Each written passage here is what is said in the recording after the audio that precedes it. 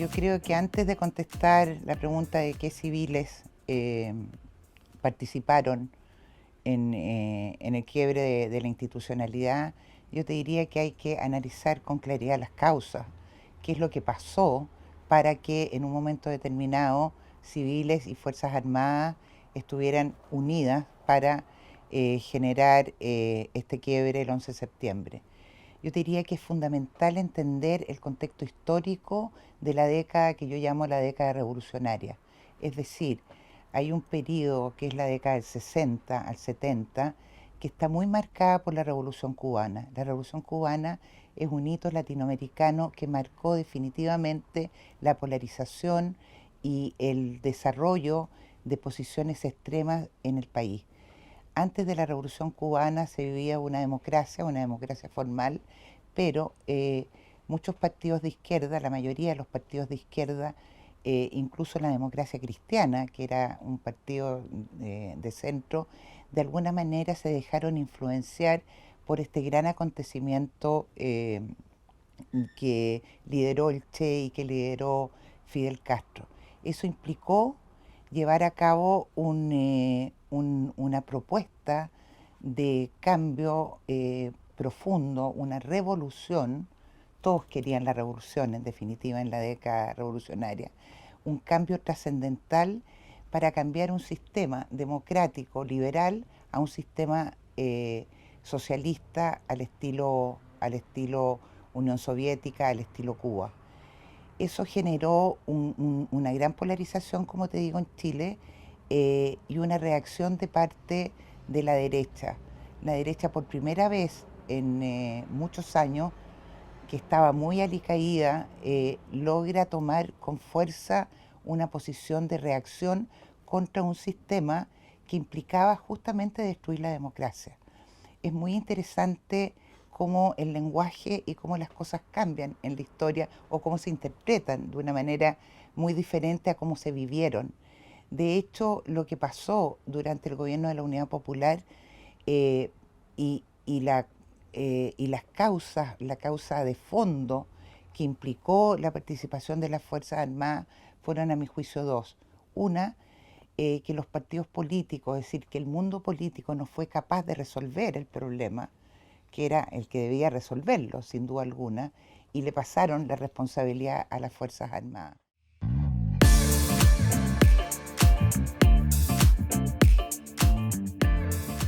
Los civiles que participaron en todo el proceso de la Unidad Popular es la ciudadanía. Fueron tanto de izquierda, de centro como de derecha. Yo te diría que durante el gobierno de la Unidad Popular no hubo personas muy raras que no estuvieran 100% comprometidas con una de las causas, ya sea la causa de eliminar la democracia liberal e implementar un sistema de socialismo real, o aquellos que no querían por ningún motivo que Chile se volviera una segunda Cuba. ¿Quiénes eran esos personajes? Eran obviamente la ciudadanía en general, concentrada en partidos políticos que tenían mucho mayor fuerza que la que tienen hoy. Esos partidos políticos, si bien eran igual una minoría dentro del contexto porque había muchos independientes, esos partidos tenían mucho más fuerza. Dentro de esa civilidad estaban una gran juventud influenciada, la de izquierda, por, como te decía, por la Revolución Cubana, por el Che y por todos los procesos que se estaban viviendo en la Unión Soviética, en China y en Vietnam. Y por otra parte, la derecha, que más que tener un proyecto de sociedad, lo que quería era defender, era reaccionaria la derecha, quería defender de alguna manera que Chile no entrara en la órbita comunista, que era lo que en el fondo se quería. Por eso te digo que el golpe del 11 de septiembre era absolutamente inevitable. De todas maneras iba a producirse. Y, y, su, y ese acontecimiento, a mi juicio, permitió que Chile no entrara en una situación mucho más dramática que podría haber sido una guerra civil. Estábamos a punto de una guerra civil. la ciudadanía estaba dividida, estaba polarizada de manera tremenda. No había día en que no se saliera a las calles, en que las marchas, tanto de movimientos de partidos políticos más extremos como el MIR, el Partido Socialista, la Elmo Catalán, la Ramona Parra por un lado, y por otro en los partidos de derecha estaba la Rolando Matus, estaba Patria y Libertad, en una posición siempre de reacción frente a un ataque cada vez más fuerte de violencia institucionalizada de parte del gobierno. ¿Y por qué? Porque yo creo que es muy importante tener en cuenta que hay una doctrina, que hay una filosofía, que hay una ideología que lleva la violencia como parte de su ADN. Esa ideología es la ideología del Partido Comunista, que ya en 1922 presentó, digamos, su programa con Recabarren y a lo largo de la historia cambió, eh, fue cambiando sus tácticas, pero su estrategia era llegar al poder por cualquier vía, pero la vía fundamental era la vía, alcanzar el poder por la vía violenta, porque le tenían mucha desconfianza a la democracia burguesa. La democracia burguesa jamás iba a dejar el poder así sin más, por lo tanto había que acentuar de una u otra manera las contradicciones para eh, llegar al poder, ya sea por la vía electoral como fue, pero para alcanzar el poder total cuando ya lo tuvieran.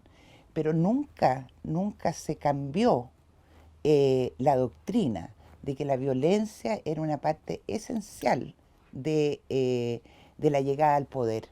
Eso está en su ADN. Eran partidos, la izquierda de ese tiempo era una izquierda antidemocrática por esencia. No creía en la democracia que todas entendemos, entendían la democracia como la democracia de Cuba o como la democracia de la Unión Soviética, que era una democracia bastante sui generis, tú entenderás, sin alternancia en el poder, sin votaciones, eh, nada que ver con lo que es la democracia, con todos sus defectos, ¿no es cierto?, de la democracia burguesa, como ellos la llamaban, pero democracia al fin. Alternancia en el poder, cambio, votación, la ciudadanía participando en todo tipo de cambio de presidente. Acá se usó esta vía electoral como una táctica para alcanzarla, la alcanzó con una votación muy baja de 36,3%, creo que fue la votación de Allende, no tenía mayoría y a pesar de no tener mayoría, trató de producir una transformación estructural en Chile. Cuando tú haces una revolución sin una mayoría, vas al fracaso absoluto. Y eso es lo que pasó. Se trató de hacer un cambio muy al estilo de la convención de hace poco tiempo, eh, como eh, una especie de endioseamiento del cambio violento y rápido, una necesidad de apurar los procesos que obviamente generan mucha incertidumbre en la población. Y eso es lo que pasó. El año 71 todavía se estaba viviendo un momento relativamente calmo, pero ya el 72 se demostró que por ese camino era imposible. La revolución agraria, las tomas, las huelgas, el desprecio absoluto a la propiedad privada, pero por sobre todo la polarización y el odio. Piensa tú que el Partido Socialista había generado en el Congreso de Chillán en 1967 que cualquier vía era, es decir, que la vía violenta era la vía fundamental para llegar al poder. Entonces, eh, llevaron al país a acelerar las contradicciones y para eso era esa violencia de toma de fondo, de toma de propiedades, de muertes, asesinatos. Hay una espiral de violencia que surge a partir del gobierno de Frei Montalva con la influencia de la Revolución Cubana que va en aumento, que va desarrollándose cada vez más hasta llegar un momento en que realmente el país no daba más. todo era violencia, todo era ataque, las familias se destruían, las familias se separaban, eh, no se podía salir a la calle con tranquilidad, más allá de toda la problemática económica, ¿no? Que era tremendamente dura, porque en el fondo bajó la producción y en un primer año lo que pasó fue que se hizo funcionar la maquinita del Estado y la inflación llegó al final del gobierno de Allende a más de 1000%. Entonces, estaban dadas todas las condiciones para que en un momento determinado la ciudadanía, que ese 36% que en un primer momento había apoyado a Allende, más toda la oposición, se pusiera, digamos, en una posición tremendamente de oposición fuerte al gobierno de Allende. Y más que Allende propiamente tal, yo te diría que era a los partidos que apoyaban a Allende, porque aquí hay un tema que tampoco se explica mucho. Allende fue por cuarta vez elegido candidato a la elección de 1970 por el Partido Socialista, pero el Partido Socialista no lo apoyaba. Él ganó la candidatura nada más que por abstenciones. Y lo que hizo Allende para poder gobernar es llegar a un acuerdo con los 5 partidos políticos que lo apoyaran para que ellos, por unanimidad, tomaran las decisiones de guiar el proceso de transformación y cambio. En un sistema presidencialista como el de nosotros, Allende no tuvo, él creía que tenía mucha muñeca, él trató de alguna manera de manejar y guiar el proceso de cambio, pero no pudo porque los partidos que lo rodeaban, más el movimiento, el MIR, que no estaba en la UP, pero que obviamente cooperaba en todo este clima de violencia, fueron absolutamente partidos eh, cuyos eslogan era avanzar sin transar, la lucha de clase, acelerar las contradicciones, eh, de alguna manera destruir para armar a posteriori una sociedad comunista con el hombre nuevo, esa utopía, digamos, que nunca en la historia de la humanidad, desde que Marx la planteó, nunca se ha llevado a cabo.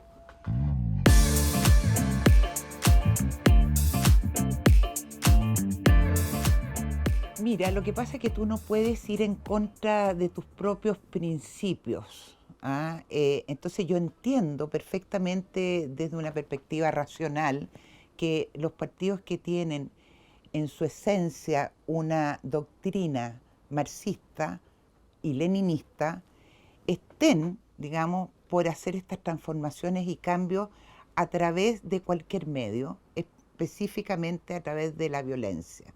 Por lo tanto, para ellos, la situación al interior de la UP entre, por ejemplo, el Partido Socialista y el Partido Comunista era un tema más bien de táctica, no de estrategia, porque todos querían esa transformación, ese cambio y llegar al poder total. Eso está absolutamente claro. Está en el programa del UP, está en el programa de los partidos. Ahora, ¿qué pasa? Que el Partido Socialista, obviamente, después del Congreso de Linares y de Chillán, aceleró la revolución. Creyeron que era mejor hacerlo drásticamente, inmediatamente, como lo planteaba Ponte tú Jackson Chol para la reforma agraria. Esta tiene que ser una reforma drástica, inmediata, clara, en que no miremos hacia el lado. Hay que hacerlo ya. ¿Ya? Ese era este aceleramiento de la transformación y del cambio, creyendo que con eso estaban aprovechando las circunstancias y el contexto y el apoyo que tenían del exterior.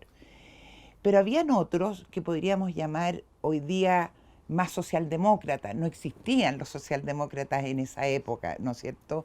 Y la democracia cristiana estaba en una posición mucho más de derecha. No les gusta a los demócratas cristianos que les digamos eso. No les gusta a los demócratas cristianos decirles que ellos hicieron un pacto electoral de gran magnitud con la derecha en el CODE. No les gusta que les digamos que Patricio Aylwin, que Eduardo Frei Montalva, y que muchos otros, los grandes líderes de la democracia cristiana, no solo apoyaron, sino que justificaron el golpe.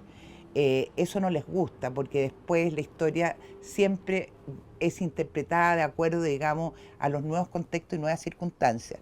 Pero sin duda alguna, la izquierda chilena es una izquierda que estaba en ese tiempo, en ese contexto, con el cambio y la revolución rápida. La pugna entre el Partido Comunista y el Partido Socialista era de táctica. El Partido Socialista avanzar sin transar. El Partido Comunista consolidemos lo avanzado.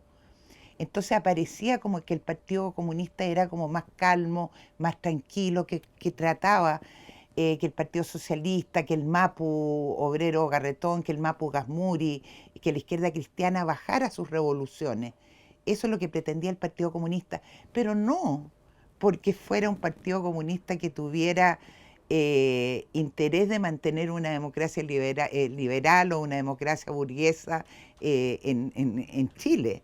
Era porque su táctica en este momento era consolidar lo que ya se había avanzado para después dar el golpe mortal. Si eso está en sus escritos. Entonces, lo que a mí me llama la atención siempre cuando miramos, echamos la vista atrás, que no partimos de las ideologías que están detrás y de los principios, de los conceptos, más bien que principios, de los conceptos que están detrás de los partidos de izquierda de ese momento.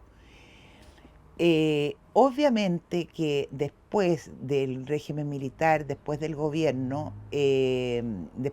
militar, eh, un grupo de socialistas, incluso liderado por uno de los más radicales que había sido Carlos Altamirano, hicieron una autocrítica.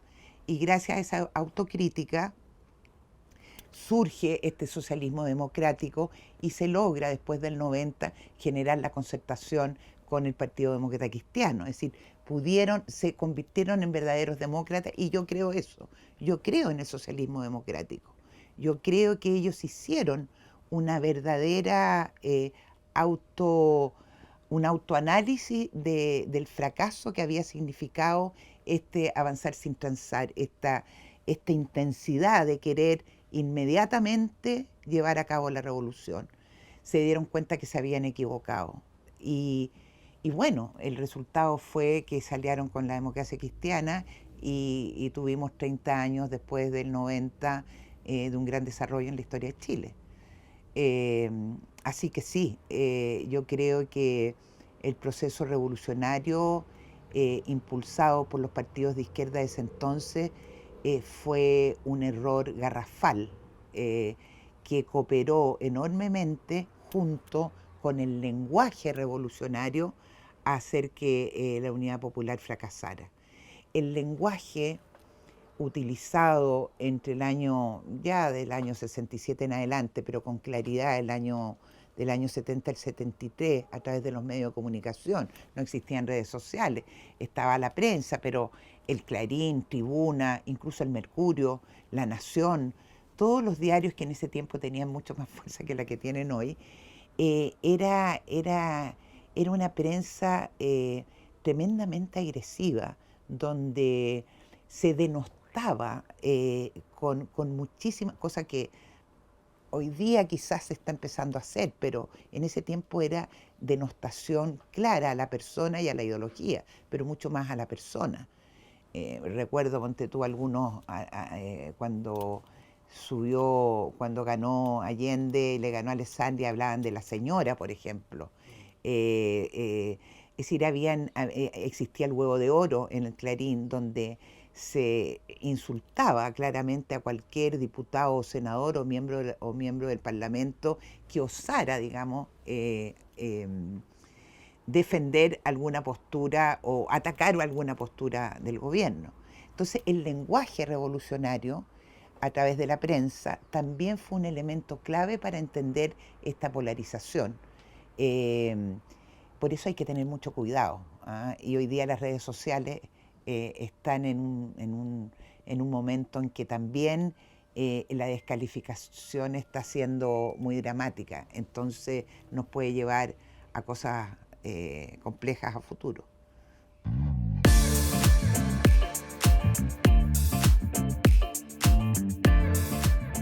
Al paredón, momio ladrón, pueblo, conciencia, fusil, mir, mir. Esos eran los eslóganes que estaban permanentemente en el imaginario y en la realidad de nuestra vida cotidiana. Yo estaba en la universidad en esa época, tenía 17, 18 años, y yo viví en carne propia, digamos, todo ese drama, toda esa polarización, todo ese enfrentamiento entre, como te decía antes, entre familias, entre compañeros de la universidad. Las cosas estaban en blanco y negro. Tú no podías no estar en un lado o en otro. El centro desapareció. El centro desapareció. Sí,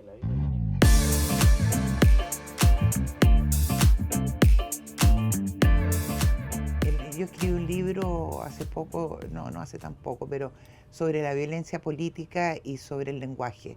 Entonces, esto si quieres lo ponen, pero no creo que valga la pena, pero escribí un libro sobre los hechos de violencia y sobre el pensamiento violentista primero. Y me acuerdo que Enrique Correa, que presentó mi libro, dijo, oye, pero ese es pensamiento nomás, es decir, nosotros hablábamos de revolución, hablábamos de cambio, teníamos algo de armas o no teníamos armas, queríamos el cambio, pero en los hechos nada. Entonces eso me dio Paulo para escribir un segundo libro, Los hechos de violencia, y donde hice un listado de, no sé, más de 5.000 hechos de violencia producidos entre el año 64 y el año 73. Es decir, cuando se habla de violencia en el gobierno militar, nos olvidamos toda la violencia previa, ¿ya? Toda la violencia previa que genera también una reacción. Si la gente no empieza a actuar de la noche a la mañana por nada, hay contextos que explican las situaciones, lo que no significa justificación de hechos, obviamente, de violación a los derechos humanos que están por encima de cualquier explicación racional y que yo obviamente no voy a compartir nunca. Pero tampoco dejemos de lado y tampoco olvidemos, mejor dicho, tampoco olvidemos todos los actos de violencia, de muertes, de asesinatos, de tomas, de gente que vio frustrada su vida para siempre por las políticas llevadas a cabo por el gobierno de la Unidad Popular.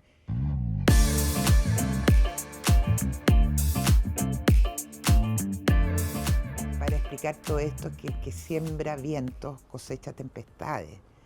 Entonces no olvidemos ya que se sembró mucho viento, muchas tormentas, muchas tormentas. No hubo un día de tranquilidad en los 1000 días del gobierno de Allende. No hubo tranquilidad, ni en las calles, ni en las familias, ni en la realidad. Llegaban armamentos por todas partes y además se justificaba.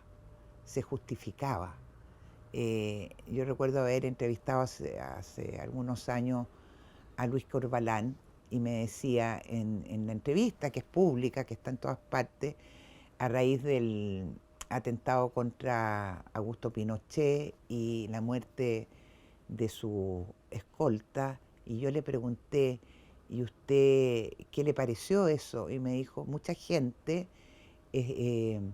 estaba muy triste porque no hubiera resultado el atentado.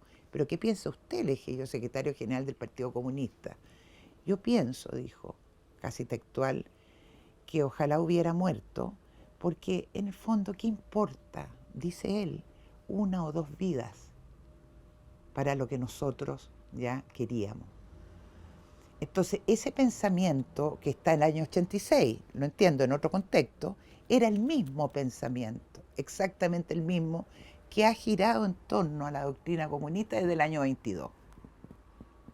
Entonces, el que siembra viento cosecha tempestades. Y te insisto que no es justificación, es una explicación histórica clara y básica. Aquí no hay tergiversación, es la realidad.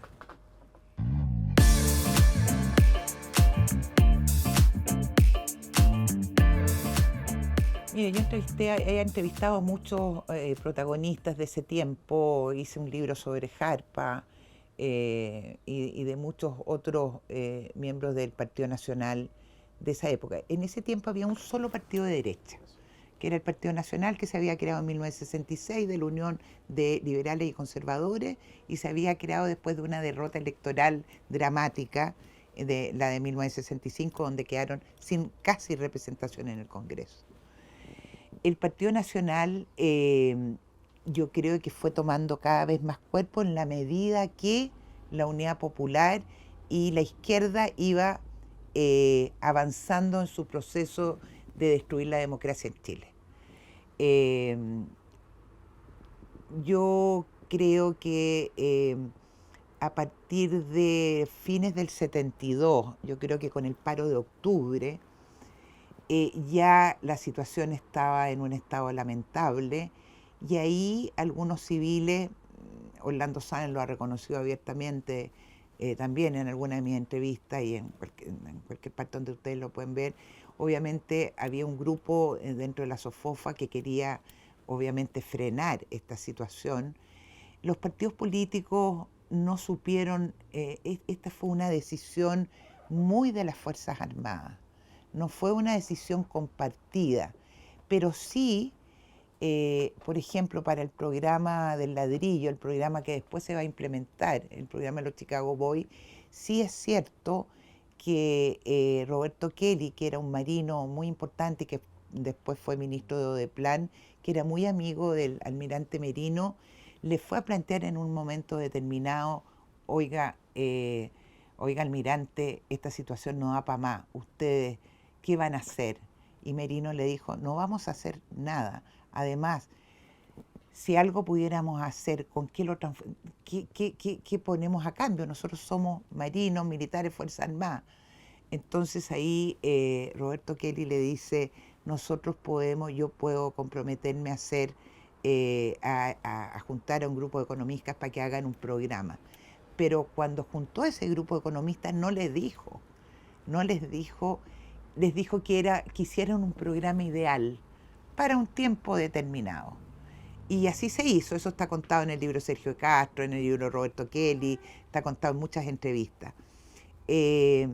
Los civiles, todos los civiles sabíamos, sobre todo después del tanquetazo de junio, sabíamos que tarde o temprano el golpe venía. Todos los días juntábamos agua en las tinas, en los baños, se juntaba el máximo de alimento porque no había que comer, no había nada, no había carne, no había pollo.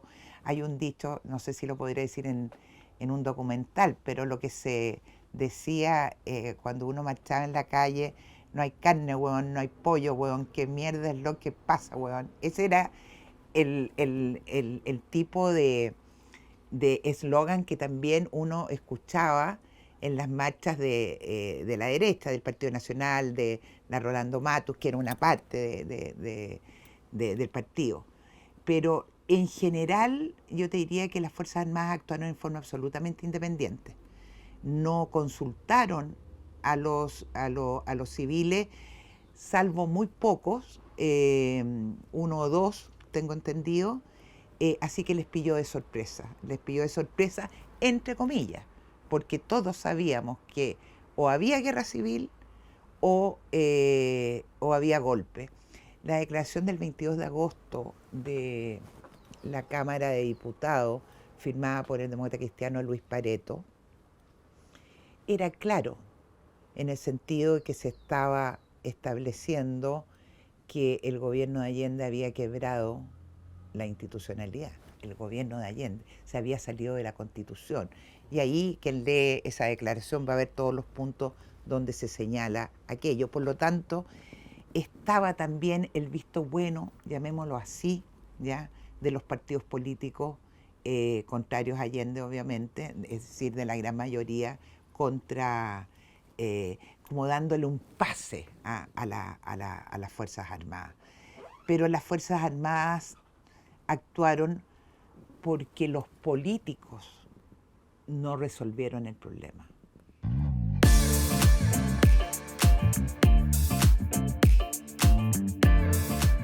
Eh, el, eh, el movimiento militar, yo creo que ya está probado, definitivamente fue impulsado por la Armada y fue impulsado por el almirante Merino y su comando central, el Estado Mayor, digamos.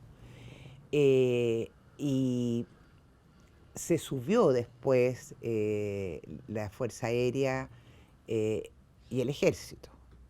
Es decir, para ser riguroso históricamente, y a pesar que en el camino recorrido el general Pinochet dice que él fue el autor del golpe, yo diría que el verdadero impulsor del golpe de Estado fue el almirante Merino. Y lo fue porque tenía una presión enorme al interior ya de los oficiales, suboficiales, y de las familias de los oficiales y suboficiales, de que ya la cosa no daba para más. Y así fue que el 9, después del discurso de Altamirano, del 9 de septiembre en el Estadio Chile, se adelantó un poco, ¿no es cierto?, para ese martes 11, el bombardeo, no el bombardeo de la Moneda, porque eso se decidió el mismo 11, sino la intervención militar propiamente tal. Pero fue la Armada, sin duda alguna. Yo recuerdo que una vez el presidente Pinochet, ya retirado, antes de viajar a Londres, me citó a conversar con él. Yo no lo conocía y yo dije, bueno, no me voy a perder esta oportunidad de ir a conocer nada menos a quien nos gobernó 17 años. Y fui, pero yo no sabía para qué era. Y era para decirme claramente que él había sido el autor del golpe y no Merino. Entonces yo le dije, pero mi general, lo que tenemos que hacer es que usted me dé una entrevista como nos la dio Merino, y usted me cuenta su versión. Pero aquí la versión real, la que todos conocemos, es que fue el almirante Merino el que impulsó el golpe. No, es que yo estaba haciendo en la Academia de Guerra algunos movimientos previos. Bueno, cuéntemelo. Pero fue el almirante Merino, no me cabe duda, y fue la Armada.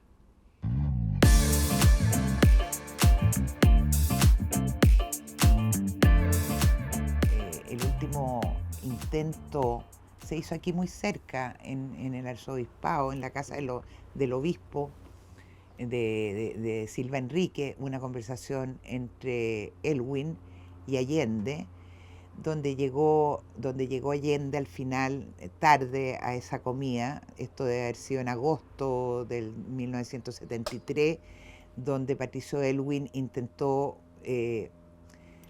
por última vez tratar de llevar de que Allende, digamos, entendiera que la situación no daba para más.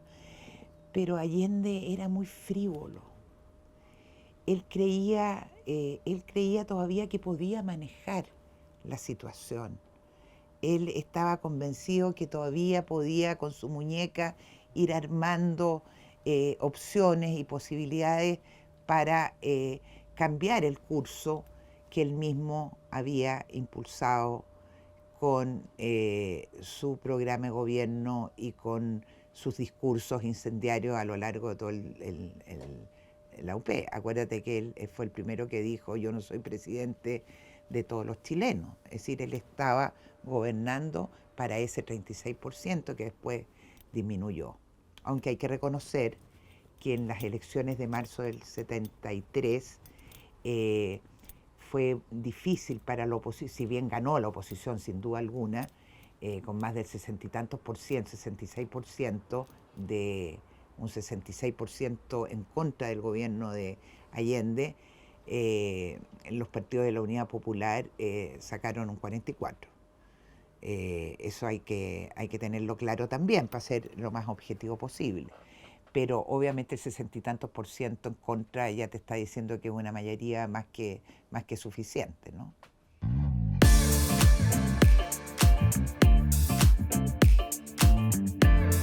Bueno, yo tengo en mi poder la bitácora del 11 de septiembre, es decir, cómo se fue dando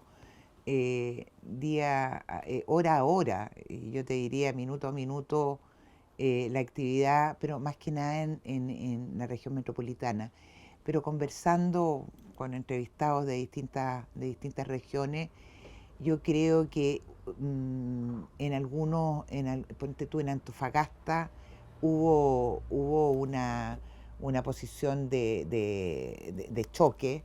En Chile, aquí en Santiago, obviamente si tú salías ahí a las 10 de la mañana a la calle, te podía llegar la bala de todas maneras, porque el bombardeo fue en definitiva para allá, que era la última oportunidad que se tenía para frenar esta posibilidad de que las fuerzas cubanas, que estaban con mucha fuerza acá, es decir, había un grupo grande de cubanos y había gente con armas, es decir, y con armas automáticas, con fusiles AK, es decir que aquí habían 1.500 guerrilleros, no era así, habían muchísimos más que estuvieron en los techos del Banco del Estado, en los techos del Ministerio de Hacienda y de otras reparticiones públicas en el centro disparando a no dar. Y murieron muchos militares también el 11 de septiembre, no nos olvidemos de eso.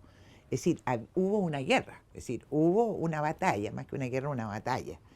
Eh, pero en general, al parecer, en provincias fue menor la oposición.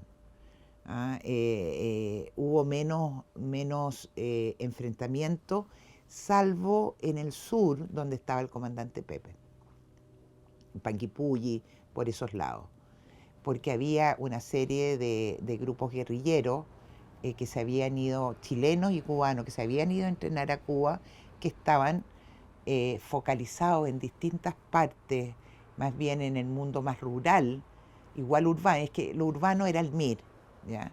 Que estaban, ¿no es cierto?, preparándose para esta guerra civil.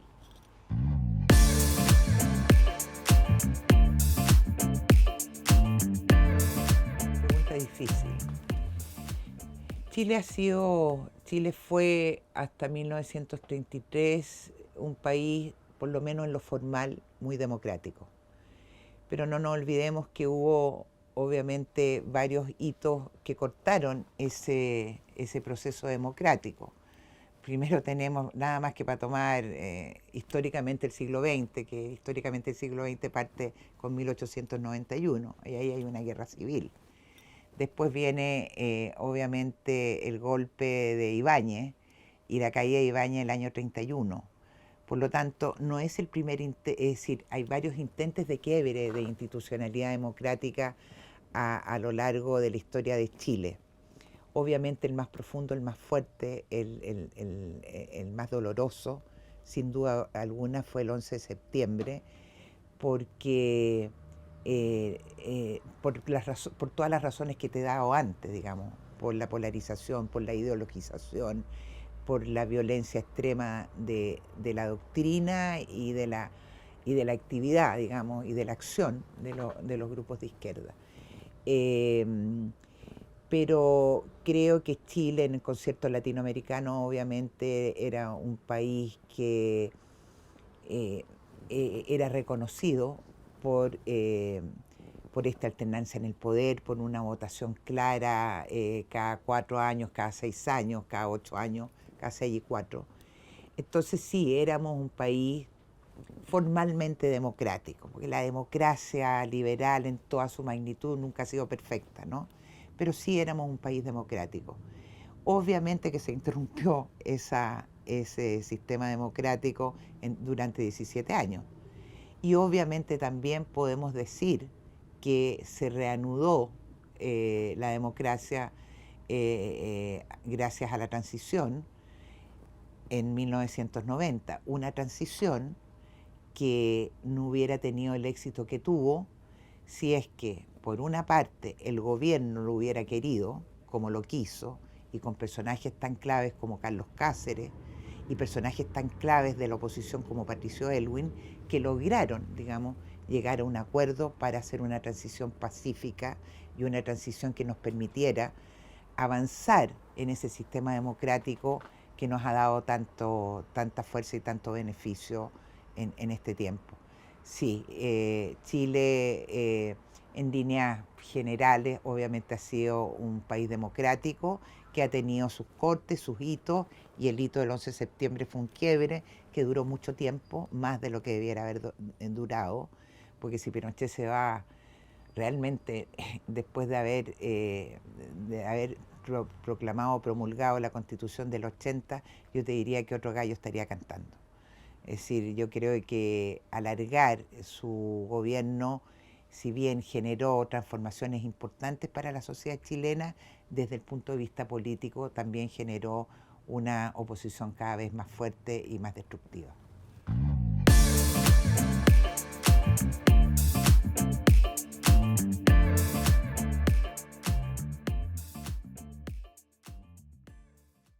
No era posible porque o era el golpe o era la guerra civil.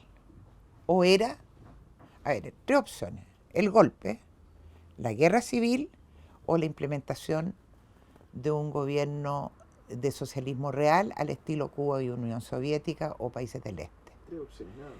No veo otra. ¿Por qué? Bueno, la otra gran opción era que los partidos políticos y que el sistema político hubiera dado solución al problema. Pero esa era como la base. Eso, como no se dio eso, habían esas otras tres opciones, no había más.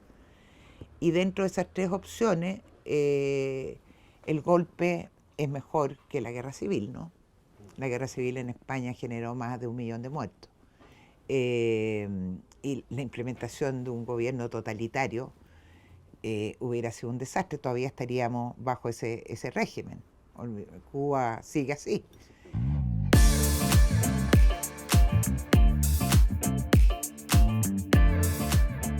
Lo que se está defendiendo, y esto se olvida, lo que se estaba defendiendo durante los 1000 días de Allende por parte de la oposición fue la libertad. Todo lo que pasa entre septiembre del 70 y septiembre del 73 es una lucha constante para que Chile no caiga en la órbita soviética, para que no caiga en un socialismo real, que obviamente los resultados están a la vista. Después de la caída del muro ya es una situación absolutamente históricamente comprobada. ¿Ah? Entonces no había otra opción, no había otra opción. Y tuvo costos, tuvo tremendos costos, pero esos costos están vinculados también con el contexto que hemos hablado antes, con el que siembra vientos, ¿no es cierto?, provoca tempestades. Insisto que no son justificaciones, son explicaciones históricas, que tú las ves en para analizar cualquier situación en cualquier parte del mundo, ¿ah? De guerra civil o de guerras mundiales. Tú tienes que poner los elementos y ver en definitiva cómo se pueden ir interpretando e ir analizando.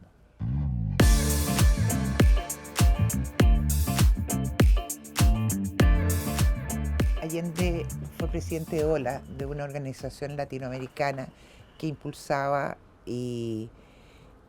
la violencia, digamos, la violencia revolucionaria en toda América Latina, y él fue el presidente, digamos. Una cosa muy extraña porque Allende tiene como dos almas, ¿no? Es como Boric. Es como Boric, Allende, y tiene una personalidad muy similar en este plano, digamos. Una parte de mí no quiere el capitalismo, una parte de mí, dice Allende, quiere la revolución total y absolutamente, pero una parte de mí ha sido parlamentario desde siempre, además burgués, ¿ya? Pero Fidel Castro le regaló un libro donde en la dedicatoria le dice, perdón, Allende a Fidel, donde le dice, voy a hacer por otros medios lo que tú hiciste a través de la revolución.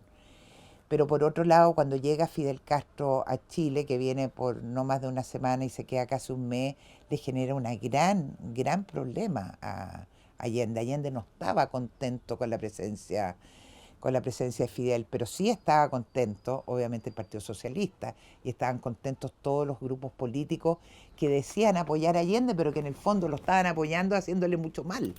Porque si Allende hubiera seguido su línea democrática, esa alma democrática, quizás otro gallo cantaría, ¿no?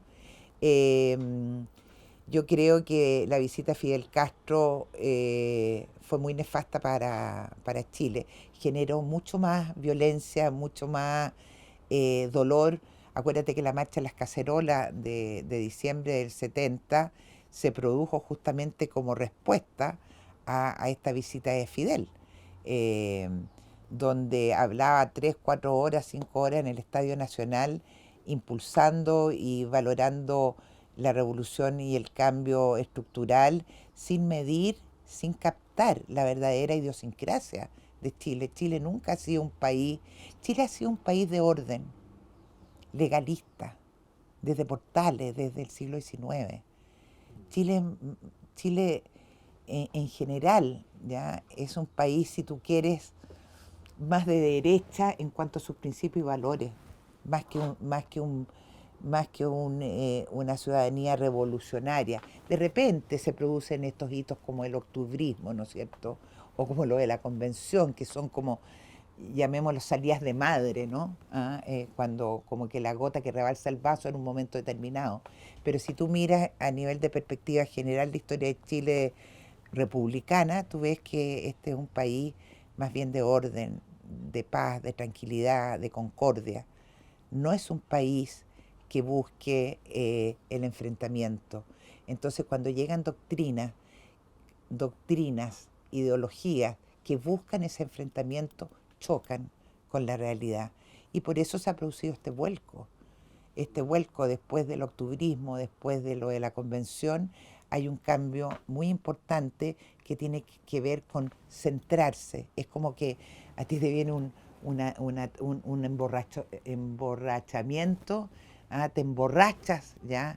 Estás en una masa donde todo, donde no piensas, la masa no piensa, hace lo que el otro hace, y sobre todo si es incentivado, pero después al día siguiente viene la resaca.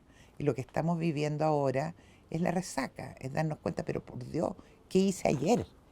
¿Qué es lo que avalé?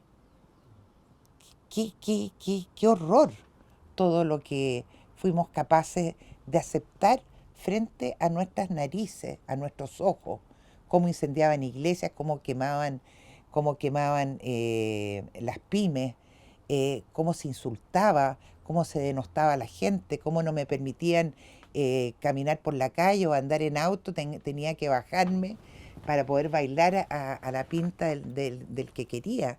Y eso avalado, ¿ya? Por la gente que hoy, por gran parte, no toda, pero gran parte de la gente, entre ellas el propio presidente de la República, que gracias a Dios existe hoy día un mayor, mayores redes sociales, hay más videos, hay una tecnología que nos permite, ¿no es cierto?, dejar muy claramente establecido lo que dijimos, el pasado te condena. El pasado te condena cuando no eres capaz de ser absolutamente consecuente a lo largo del tiempo. Ahora, yo te digo, solo los burros no cambian.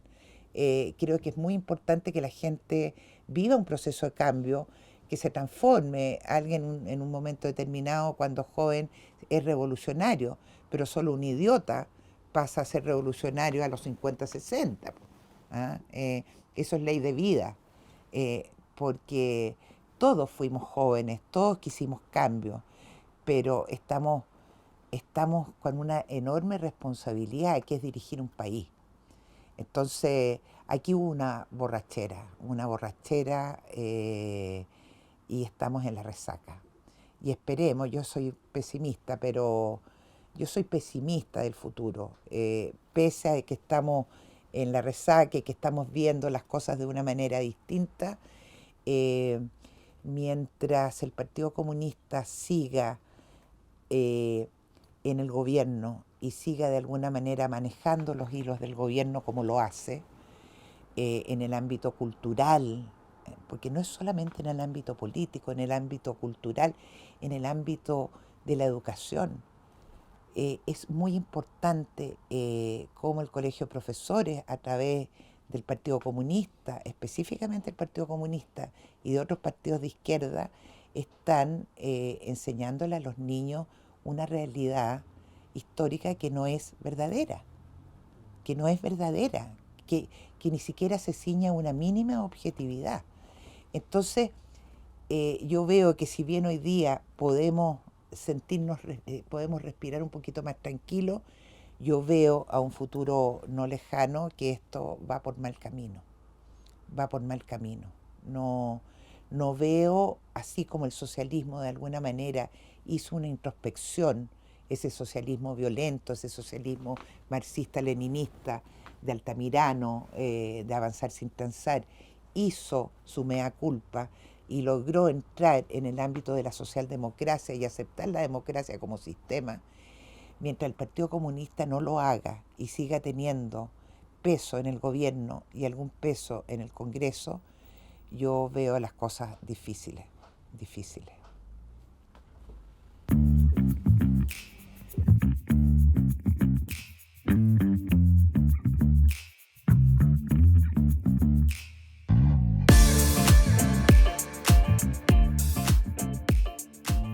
Hola, soy Álvaro Iriarte, director de contenidos del Instituto Respublic. Estamos compartiendo contigo las entrevistas completas que dieron forma a nuestro documental Chile, 1970-1973, Crisis y muerte de la democracia. Si aún no lo has visto, te invito a hacer clic aquí. Comparte este contenido a quien creas que le puede interesar y dale like si te gustó. Suscríbete a nuestro canal y activa las notificaciones para estar atento a las próximas entrevistas públicas, especial 50 años, y a todo el contenido que está por venir y en el que hemos estado trabajando. Síguenos.